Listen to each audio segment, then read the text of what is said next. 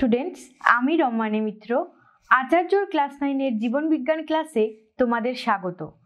আজকে আমরা আলোচনা করব পপুলেশনের উপরে যে শর্তগুলো কাজ করে সেগুলো নিয়ে। তো চলো আর দেরি না করে আজকের ক্লাস শুরু করা যাক। সবার আগে আমাদের জানতে হবে পপুলেশন কি। আমরা জানি আমাদের চারপাশের যে পরিবেশ, সেই পরিবেশ কিন্তু বিভিন্ন জীবদের সমন্বয়ে তৈরি হয়। এই জীবদের মধ্যে আছে কারা কারা? আছে বিভিন্ন রকমের উদ্ভিদ, প্রাণী, বিভিন্ন রকমের অণুজীবরা। তাদের যে সমষ্টি তাকেই কিন্তু একসাথে আমরা বলতে পারি কি একটা পপুলেশন।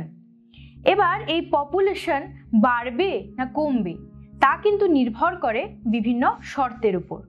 তো আমরা আজকে সেই শর্তগুলো সম্পর্কেই জানব। প্রথমেই আমরা আলোচনা করব জন্মহার বা ন্যাটালিটি নিয়ে। তো জন্মহার কি? একক সময়ে কোনো একটা পপুলেশনে যতজন সদস্য জন্মায় বা যতজন সদস্য অ্যাড অন হয় তাকে আমরা কি বলবো? জন্মহার বলবো। এবার এই যে জন্মহার, এই জন্মহারকে আমরা কি দিয়ে ডিনোট করি? বি দিয়ে ডিনোট করি। এই জন্মহার প্রকাশের কিন্তু একটা সূত্র আছে, কি? B equal to capital N into small N by T. এই ওপরের যে capital N into small N সেটা কি নির্দেশ করে? সেটা নির্দেশ করে পপুলেশনের যে জন্ম হয় সদস্যদের সেই সদস্য সংখ্যাকে, আর টি হচ্ছে একক সময়কে নির্দেশ করে। আমরা জানি যে আমাদের যে পরিবেশ, এখানে কি আলো, বাসস্থান, খাদ্য এগুলো কি লিমিটেড। তো এই যে আলো, বাসস্থান, খাদ্য এগুলো কি করে? এই জন্মহারের উপরে কিন্তু প্রভাবক হিসাবে কাজ করে। এই যে জন্মহার, একে আমরা দুটো ভাগে ভাগ করতে পারি। প্রথমত, যে ক্ষেত্রে কি হয়, যে প্রভাবকগুলো কাজ করে না, অর্থাৎ প্রভাবকের অনুপস্থিতিতে একক সময়ে কোনো পপুলেশনে সবথেকে বেশি যত সদস্যের জন্ম হয় তাকে আমরা বলবো কি সর্বাধিক জন্মহার। আর আরেকটা হলো যে পপুলেশনের ক্ষেত্রে একক সময়ে এই সমস্ত প্রভাবকের উপস্থিতিতে যে পরিমাণ সদস্যের জন্ম হয় তাকে আমরা বলবো কি বাস্তব জন্মহার। তাহলে এই দুটো ভাগে জন্মহারকে আমরা ভাগ করতে পারি। জন্মহারের পরে আমরা আসবো মৃত্যুহার বা মর্টালিটিতে। মৃত্যুহার কি?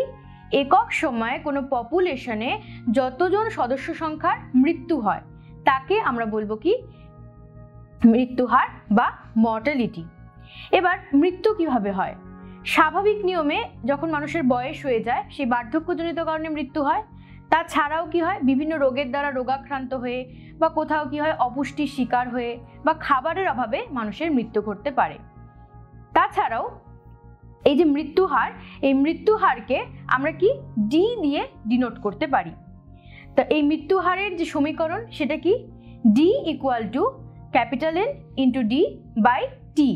এই ক্যাপিটাল এন ইন্টু ডি যে এটা কি করে? মৃত্যুহারের যে সদস্য সংখ্যা সেটাকে ডিনোট করে, আর যে টি সেটা কি করে? একক সময়কে ডিনোট করে। এই যে মৃত্যুহার, এই মৃত্যুহারকেও কিন্তু আমরা দুটো ভাগে ভাগ করতে পারি। কি কি? অনুকূল পরিবেশে একক সময়ে কোনো পপুলেশনে সবথেকে কম যত সদস্যের মৃত্যু হতে পারে তাকে আমরা কি বলবো? ন্যূনতম মৃত্যুহার। আরেকটা কি হতে পারে? যে সমস্ত প্রভাবকের উপস্থিতিতে কোনো পপুলেশনে একক সময়ে যে পরিমাণ সদস্যের মৃত্যু হয় তাকে আমরা কি বলবো? বাস্তব মৃত্যুহার বা বাস্তব মর্টালিটি বলবো। এরপরে আসবে কি পরিযান বা মাইগ্রেশন। পরিযান কি? সহজ ভাষায় বলতে গেলে পরিযান হলো এক জায়গা থেকে অন্য জায়গায় চলে যাওয়া। কি হয়, কিছু কিছু প্রাণীরা কি করে? দলবদ্ধভাবে এক জায়গা থেকে নিজের প্রয়োজনে অন্য জায়গায় যায়, আবার প্রয়োজন অনুসারে একটা নির্দিষ্ট সময় পরে তারা কি করে? অন্য জায়গা থেকে তারা আবার পুরনো জায়গায় ফিরে আসে। এই যে প্রসেসটা, এটাকেই আমরা বলবো কি পরিযান। যদি আমরা উদাহরণ দেখি তাহলে সাইবেরিয়া অঞ্চলের কিছু পাখি আছে, যেমন বালিহাঁস, শামুকখোল। এই পাখিরা কি করে? আমাদের এখানে যখন শীত পড়ে সেই সময়টা তারা শুধু সাইবেরিয়া থেকে আমাদের এদিকে চলে আসে। এখানেই তারা ডিম পাড়ে, ডিম থেকে বাচ্চা হয়, বাচ্চাগুলো একটু বড় হয়, তারপর যখন আমাদের এখানে গরম পড়তে শুরু করে তারা কি করে? আবার কিন্তু সাইবেরিয়াতে ফিরে যায়। এইভাবেই কিন্তু তারা পরিযান করে চলে।